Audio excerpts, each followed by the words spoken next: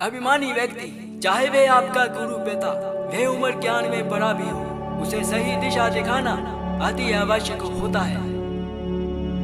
मैं रिश्तेदारों की आचरण से बड़ी बाती परिचित हूँ। वे अपने रिश्तेदारों की परेशानियों में आनंदित होते हैं। उदासी अत्यंत बुरी चीज होती है। हमें कभी भी अपने मस्तिष्क का निरंतर उदासी के हाथ नहीं देना चाहिए। उदासी एक व्यक्ति को उसी प्रकार मार देती है जैसे कि एक क्रोधित सांप किसी बच्चे को।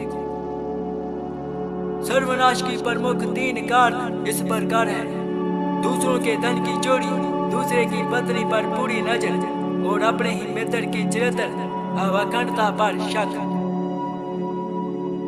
चित्रहीन व्यक्ति की मित्रता उस पानी की बूंद की भांति होती है जो कमल के फूल की पत्ती पर होते हुए भी उस पर चिपक नहीं सकता।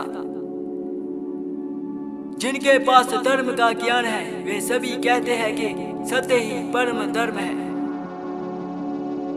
क्रोध हमारा शत्रु है और हमारे जीवन का अंत करने में सामर्थ्य है। क्रोध हमारा ऐसा शत्रु है जिसका चेहरा हमारे मित्र जैसा लगता है। क्रोध एक तलवार की तेजधार की भांति है। क्रोध हमारा सब कुछ नष्ट कर सकता है। दया, सद्भावना और मानवता महान पुण्य कार्य गुण है। उदास न होना, कुटित न होना अथवा मन को टूटने न देना ही सुख और समृद्धि का आधार है।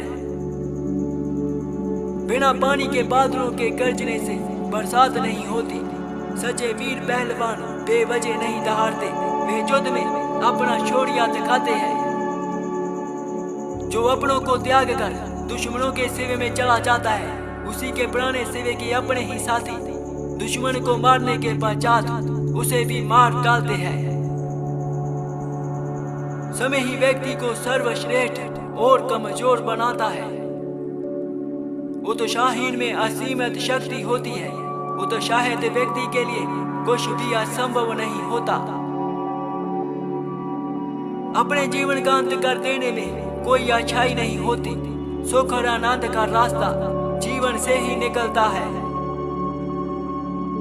जगायो तो उसी को जा सकता है जो सो रहा हो, किंतु जो जागते हुए भी जानबूझकर सोने का बहाना कर रहा है, उसे जगाने से क्या लाभ।